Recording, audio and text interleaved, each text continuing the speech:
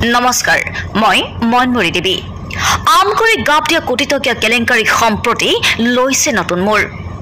Power tiller pump set water filter সিলাই মেচিনৰ নামত সংঘটিত হৈছিল ভয়াবহ কেলেংকাৰী জনাইছো আসাম লাইভ 7 দৰ্শকক এই মুহূৰ্তৰ এটা বিগ ব্ৰেকিং নিউজ আমগুৰি কোটিটকীয়া কেলেংকাৰীৰ নতুন মোৰ power tiller pump set water filter সিলাই মেচিনৰ নামত সংঘটিত হৈছিল ভয়াবহ কেলেংকাৰী আমগুৰি বৰচিলা বাগজান বৰপাম হালটিং চাবাগিচাত সংঘটিত হৈছিল এই বৃহৎ কেলেংকাৰী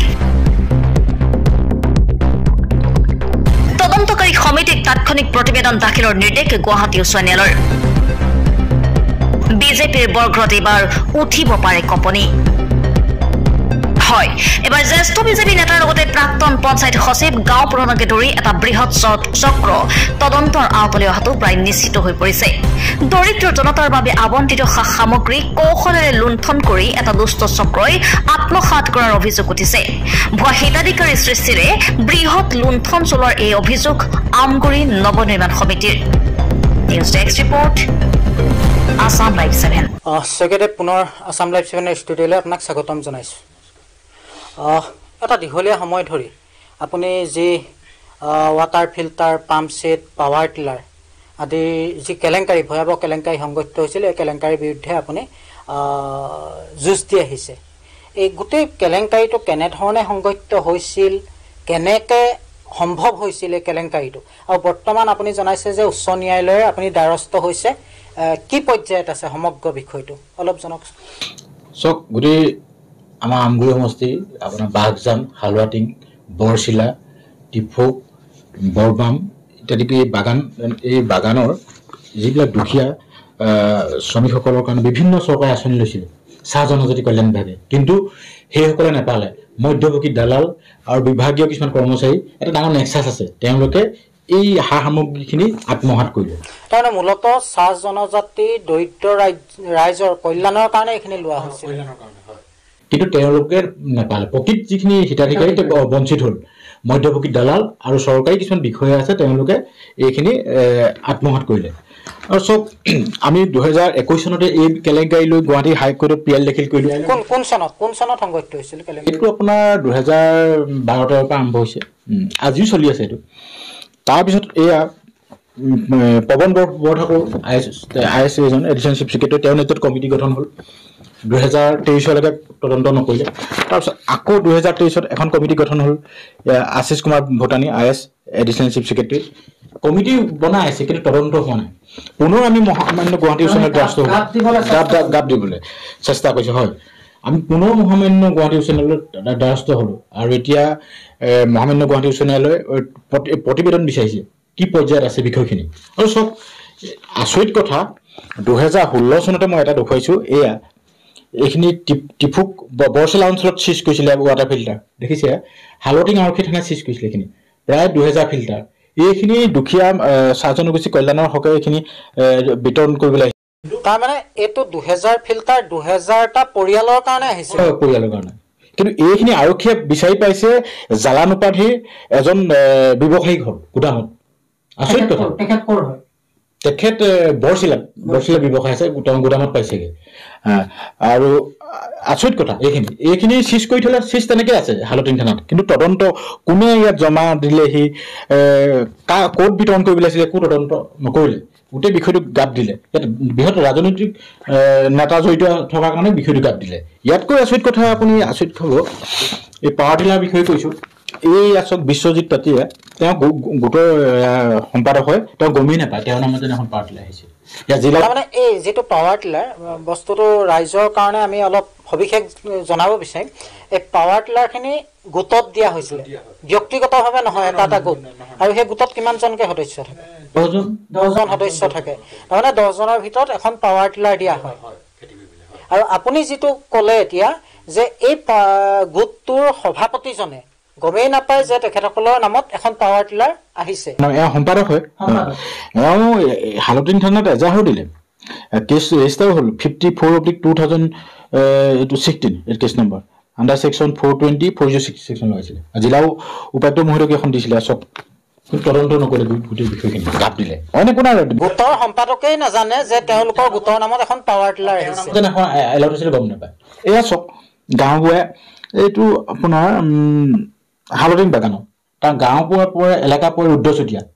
অভিষেক কোঁৱৰ সেই এলেকাত তেওঁ চাৰ্টিফিকেট দিছে এইটো এলেকা হয় বুলি অভিষেক কোঁৱৰ স্থানীয় ৰাইজে এই চক্ৰ বিষয়ে মহোদয়া আপোনাৰ এখন অভিযোগ দাখিল কৰিছে যে এই গাঁওবুঢ়াজনে সম্পূৰ্ণ দুৰ্নীতিৰ লগত জড়িত হৈছে আৰু এই চক্ৰটোৰ এই নেক্সাছটোৰ লগত পাৱাৰ টিলাৰ লুণ্ঠন কৰিছে নেক্সাছটোৰ লগত এওঁ জড়িত হৈ এই দুখীয়া চাহ জনগোষ্ঠীৰ নামত আবণ্টিত সা সামগ্ৰীবোৰ লুণ্ঠন কৰিছে তাৰমানে আপুনি এইটো কৈছে নেকি গাঁও প্ৰধান যিজন তেওঁৰ এলেকাৰ তেওঁৰ যিটো ভৌগোলিক পৰিসীমা সেই পৰিসীমাৰ বাহিৰত তেখেতে চাৰ্টিফিকেট দিছে হালৱটিং চাহ বাগিচাত দিছে এজন হৈছে আপোনাৰ অভিষেক কোঁৱৰ গাঁওবুঢ়া তেওঁ বিধে তেওঁ এলেকাৰ ভিতৰত নপৰে এইটো স্থানীয় ৰাইজে দিছে হালৱটিং চাহ এই 10জন শ্ৰমিকে চহী কৰি দিছে 2018 চনত দিছিলে এইখন এইটো নেক্সাছত ৰাজনৈতিক নেতা আছে পঞ্চায়ত আপোনাৰ প্ৰতিনিধি আছে আৰু গাঁও প্ৰধানো জড়িত আছে প্ৰায় কিমান পাৱাৰ টিলাৰ হ'ব এতিয়া আমি তেতিয়া পাইছোঁ 8খন কিন্তু এতিয়াতো বাঢ়ি গ'ল প্ৰথম আমি RTI মণ্ডল এতিয়াতো বহুত বাঢ়িলে আৰু কেনেকৈ আপুনি চাব এয়া চাব আপোনাক দেখুৱাইছোঁ এটা গৈ এইজন হৈছে বিশ্বজিৎ এই ফটো চাওক এয়া ফটো কেনেকৈ নিলে কি কথা ইফালে গোটৰ সম্পাদকে গমেই নাপায় তেওঁ নামত পাৰ্ক লাগিছে বুলি আচৰিত কথা নেক্সাছটো চাব এয়া হৈছে মই আকৌ দেখুৱাইছোঁ জোনমণি ফুকন গোৱালা এয়া তেওঁ এড্ৰেছ দিছে হালৱটিং টি ষ্টেটত এওঁ নামৰ কোনো হেৰি নাই মহিলা নাই হাজবেণ্ড কৃষ্ণ গোৱালা নাই ভুৱা আচৰিত মানুহ নাই কিন্তু মানুহ সৃষ্টি কৰা হৈছে কি কৰি ভুৱা আপুনি আচৰিত খাব তাতকো কিছুমান আপোনাৰ তথ্য দেখুৱাইছোঁ এই গোটৰ তেওঁ সম্পাদক হয় ৰঞ্জিত ফুলমালী দেখিছেনে কিন্তু পাৱাৰ টিলাৰ ষ্টেটমেণ্টত তেওঁ এয়া হোৱাইট নামে তেওঁৰ নামটোক বদলি এই যোগেন্দ্ৰ ফুলমালী কৰি থৈছে কিন্তু এয়া এইফালে লিখি থৈছে এয়া তেওঁ সম্পাদক ৰঞ্জিত ফুলমালী হয় দেখিছেনে আপুনি গোটেই মানে ডাঙৰ এটা নেক্সাছ ভেজাল এয়া চাব জিতু গোৱালা দেখিছে জিতু গোৱালা আপোনাৰ এয়া ৰুদ্ৰচতীয়া এলেকা বুলি দেখিছে কিন্তু জিতু গোৱালা প্ৰকৃত ঘৰ আপোনাৰ গাঁওবুঢ়াই এখন চাৰ্টিফিকেট আমাৰ ধৰা পেলাইছে তেওঁৰ ঘৰ আপোনাৰ বৰুৱাপুখুৰী চাহ খণ্ডত পৰে এই মই দেখুৱাইছোঁ ভয়ংকৰ মানে জানে জিতু গোৱালা আপুনি আচৰিত খাব এয়া জিতু গোৱালা চব অভিষেক কোঁৱৰ এখন চাৰ্টিফিকেট দিছে এই পাৱাৰ টিলাৰ পাম্প ছেটবোৰ কি কৰিলে বুলি আপুনি ধাৰণা কৰে কলা বজাৰত বিক্ৰী কৰিলে এইখিনি কলা বজাৰত এইখিনি বিক্ৰী কৰিছে চব তাৰমানে এই গোটৰ নামত এইখিনি আবণ্টন দিয়া দেখুৱাই তেওঁলোকে ব্লেক মাৰ্কেটত এইখিনি বিক্ৰী কৰি দিছে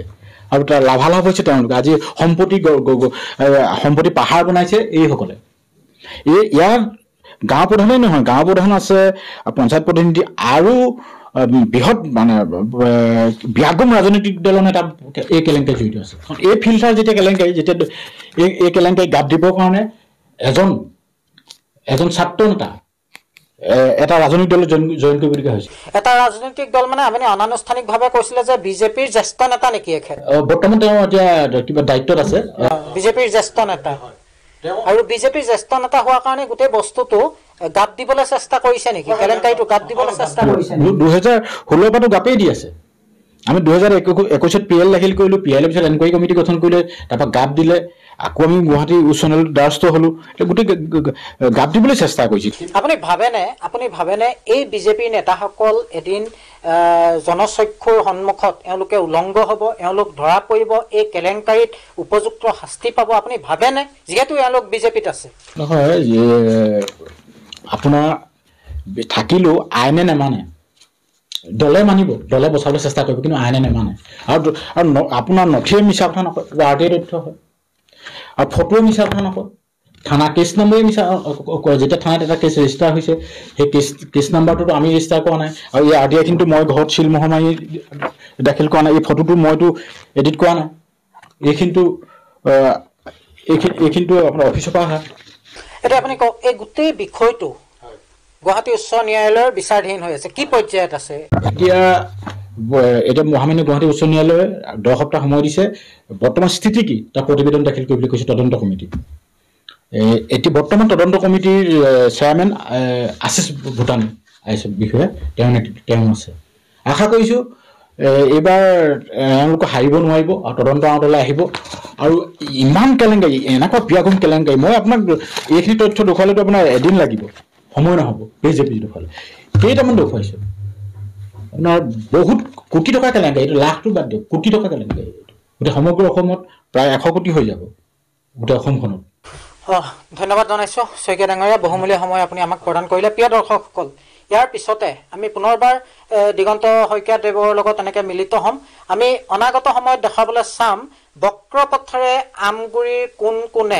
কোন কোন ব্যক্তি, পুৰুষ মহিলাই চাকৰি লৈছিল, শিক্ষকতাৰ চাকৰি কৰিছিল। আমি সেই কথাখিনিও আমি আছাম লাইভ 7 দৰ্শকৰ সন্মুখত তুলি ধৰিম। আপোনালোকে চাই থাকিব আছাম লাইভ 7। ধন্যবাদ।